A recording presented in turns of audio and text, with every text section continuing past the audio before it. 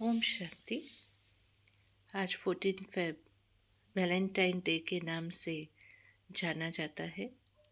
आप सबको शिव नेहा की तरफ से वैलेंटाइन डे की बहुत बहुत शुभकामनाएं। दोस्तों, भारत में बहुत सारे त्यौहार और इवेंट्स हम मनाते हैं, धूमधाम से मनाते हैं, खुशियाँ बांटते हैं, लेकिन इसके पीछे के रहस्य को हम समझते नहीं हैं। तो चलिए आज हम वैलेंटाइन डे क्यों मनाया जाता है ये जानते हैं। रोम में एक बहुत ही क्रूर राजा हुआ करता था, जो अपने राज्य में डर और भय के साथ में लोगों को चलाता था। उसी देश में जहाँ पर बहुत सारे सैनिक जो अपना जीवन राज्य के नाम, देश के नाम कर चुके थे, उनमें राजा ने पाया कि जो सिंगल है वो शादीशुदा सैनिकों से ज़्यादा अच्छी तरह से वफादारी से सेवा करते हैं या अपना काम करते हैं, क्योंकि जो शादीशुदा है उसका मन और बुद्धि भय के साथ रहता है कि हमारे बाद हमारे परिवार वालों का क्या होगा, और वो अपने देश के लिए या राज्य के लिए उतनी वफादारी से काम नहीं करते हैं। जब राजा ने ये सोचा, तब उसने एक ऐसा रूल बनाया जिसका ऐलान किया कि कोई भी सैनिक शादी नहीं कर सकता है। इससे काफ़ी हलचल हो गई और लोगों ने भी इस फैसले को सही नहीं समझा, लेकिन राजा के सामने किसी की भी हिम्मत नहीं हुई आवाज़ उठाने की। इसी रोम के देश में एक सेंट वैलेंटाइन करके रहता था, और उसने जब ये बात सुनी तो बड़ा अजीब लगा और उसने इस बात को नकारा। और उसने जो भी सैनिक थे जिसकी प्रेमिकाएं थी या जो शादी करना चाहते थे, उसको मदद करने लगा और उनकी शादी करवाने लगा। राजा ने ऐलान किया था कि कोई भी पादरी या कोई भी पंडित किसी की भी शादी कराएगा तो उसको दंड दिया जाएगा। सेंट वैलेंटाइन नेक काम कर रहा था, लेकिन उसकी नेकी बहुत दिन तक चली, लेकिन आखिर में पकड़ी गई। और जब राजा को पता चला तो राजा ने सेंट वैलेंटाइन को गिरफ्तार करवा दिया और उसको फांसी की सजा सुनाई गई। सेंट वैलेंटाइन खुशी खुशी जेल में गया। जेल में जो जेलर था उसने सेंट वैलेंटाइन से अच्छा ही व्यवहार किया, क्योंकि उसको भी सेंट वैलेंटाइन से कुछ चाहिए था। जेलर को सेंट वैलेंटाइन की शक्तियों के बारे में पता था कि उसके पास चमत्कारी ईश्वरीय शक्ति है जिससे वो बहुत कुछ कर सकता था। जेलर ने सेंट वैलेंटाइन को बताया कि उसकी एक बेटी है जिसकी आंखें नहीं है। तो उसने वैलेंटाइन को रिक्वेस्ट किया कि उसकी बेटी की आंखों को ठीक कर दो।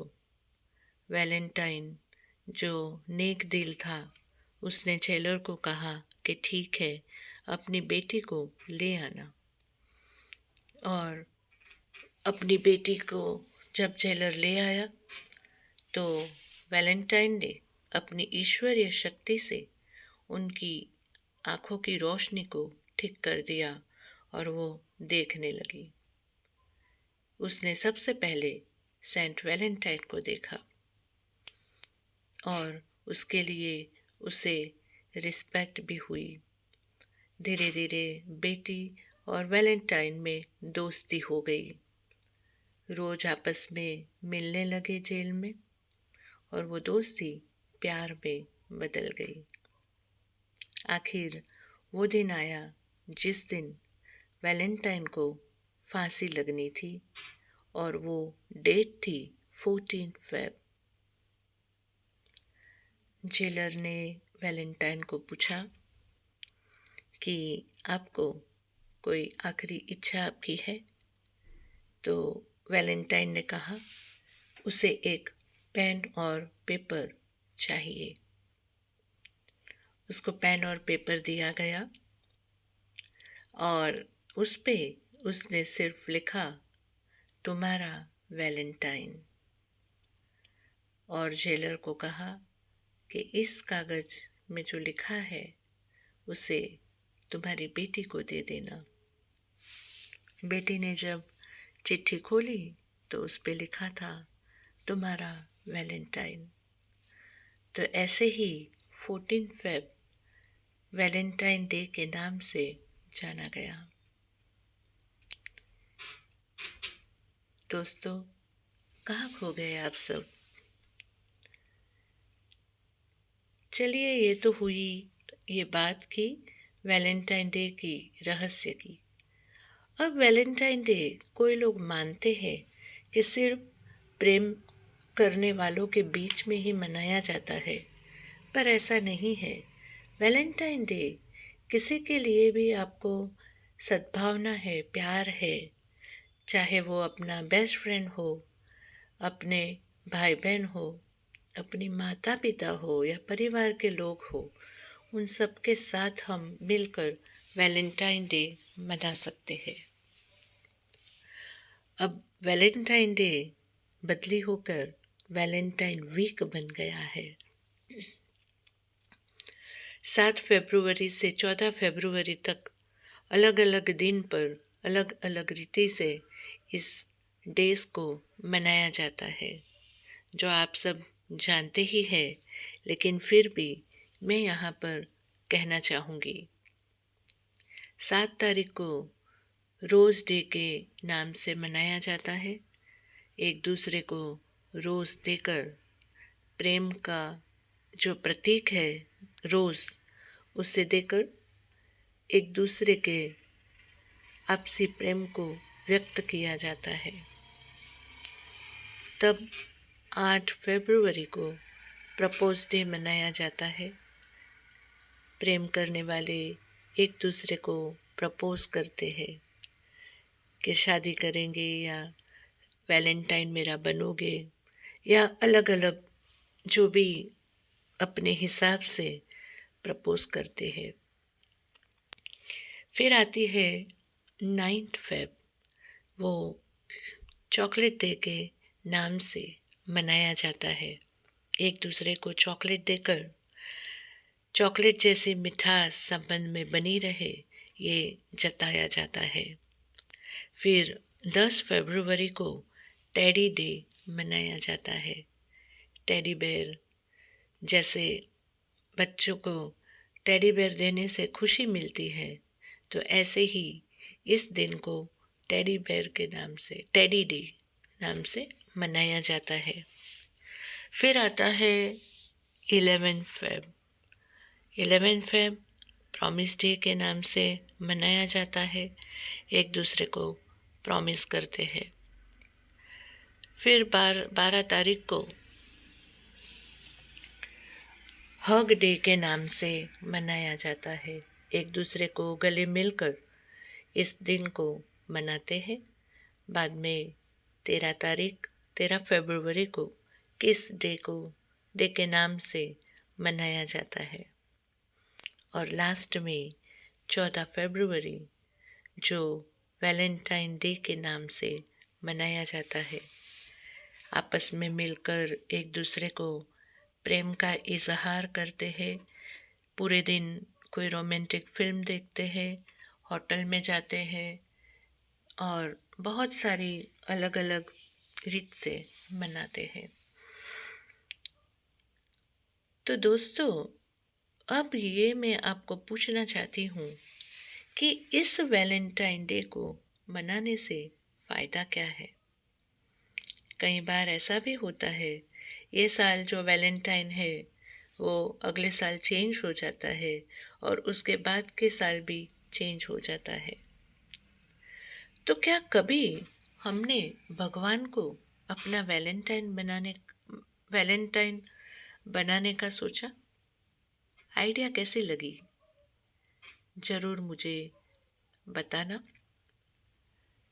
तो दोस्तों, भगवान के हिसाब से अगर वैलेंटाइन डे मनाया जाए तो कैसा होगा? जो डेज़ है वही डेज़ को हम भगवान के साथ कनेक्ट कर कर कैसे मना सकते हैं, वो समझते हैं। 7 फरवरी रोज़ डे। रोज़ की जो खूबी है, जो सुगंध है, उस सुगंध को महकानी है। सो हमारे व्यवहार से, हमारे चरित्र से रोज़ गुलाब के जैसे हम बने, जिसको भगवान कहते हैं रूहे गुलाब। रूहानी खुशबू फैलाए, जिससे भी हम मिले उसे एक हमारे अच्छे वाइब्रेशंस मिले। जैसे गुलाब के फूलों में सुगंध होती है, ऐसे हमारी आत्मा में भी ऐसी एक सुगंध बन जाए कि जिससे भी मिले वो व्यक्ति हमें दूसरी बार मिलना चाहे। फिर आता है जो 8 फरवरी प्रपोज डे। तो क्या हम भगवान को कभी प्रपोज कर सकते हैं? चलो छोड़िए, समझते हैं कि भगवान अपना हाथ देकर हमें प्रपोज करता है कि बच्चे, इस जन्म एक तुम मेरी मत पर चलो, जो मैं कहता हूँ वो करो, तो तुम्हारे आगे के सब जन्म बहुत ही अच्छे हो जाएंगे। तो क्या भगवान का ये प्रपोजल हम एक्सेप्ट कर सकते हैं? उसके बाद में जो दिन आता है चॉकलेट डे। भगवान हम सबको खुशियाँ रोज ही देता है, हमको अच्छे कर्म कराता है, तो ये क्या चॉकलेट से कम है? तो भगवान कर्म रूपी चॉकलेट्स हमें देते हैं और भगवान कहते हैं कि आपस में प्रेम को बांटते रहो, मीठी बोली बोलो, मीठा व्यवहार करो। तो इसी मीठी चॉकलेट को बांटते रहो। इसके बाद में 10 तारीख आती है टेडी डे। भगवान कहना चाहते हैं कि हमेशा अपने बचपन को याद रखो। बचपन के दिनों में हम कैसे हुआ करते थे, वैसे ही जीवन में हमें रहना है। इनोसेंट, जिंदा दिल, खुशी मनाते रहना है, नाचते रहना है। इसके बाद आता है प्रॉमिस डे। भगवान हमें प्रॉमिस करते हैं कि अगर तुम मेरा कहना मानोगे तो तुम्हें कभी भी कोई भी तकलीफ नहीं आएगी, और आई तो भी उसकी महसूसता इतनी नहीं होगी। तो क्या हम प्रॉमिस डे भगवान के साथ मना सकते हैं? भगवान को प्रॉमिस कर सकते हैं कि जो रास्ता भगवान बताते हैं नेक कर्म का, वो रास्ते को हम अपनाएंगे। उसके बाद में दोस्तों आता है हग डे। तो यहाँ पर बहुत लोग सोचेंगे कि भगवान को कैसे प्यार करें, भगवान को हम कैसे हग करें। अरे, सिर्फ हग करना, कोई गले मिलना ऐसा नहीं है।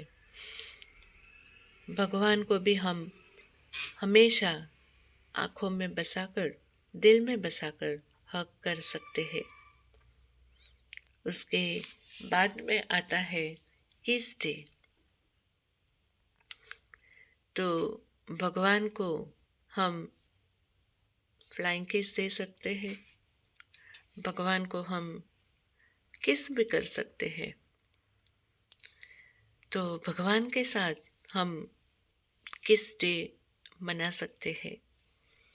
उसके बाद में लास्ट में आता है वैलेंटाइन डे। तो क्या हम भगवान को वैलेंटाइन बना सकते हैं? क्यों नहीं। भगवान जैसा अनकंडीशनल लव कोई नहीं कर सकता। जो लव, जो प्यार भगवान हमसे करता है, वैसा प्यार दुनिया में कोई नहीं कर सकता। क्योंकि भगवान को कोई भी एक्सपेक्टेशन नहीं है। भगवान हमें जैसे हम हैं वैसे ही एक्सेप्ट करते हैं। उसमें कोई भी ये नहीं कि तुम ऐसे हो, ऐसे हो, ऐसे हो। भगवान हमेशा हर बच्चे को, हर आत्मा को प्यार करता है। तो क्या हम कह सकते हैं कि I am in relationship with God, God is my Valentine. भगवान मेरा वैलेंटाइन है। इस बारे में ज़रूर सोचना, और अगर अच्छा लगे तो आप मुझे ईमेल कर सकते हो shivneha69@gmail.com, और मुझे व्हाट्सएप मैसेज भी भेज सकते हो 9867616588। ओम शांति, ओम शांति, ओम शांति।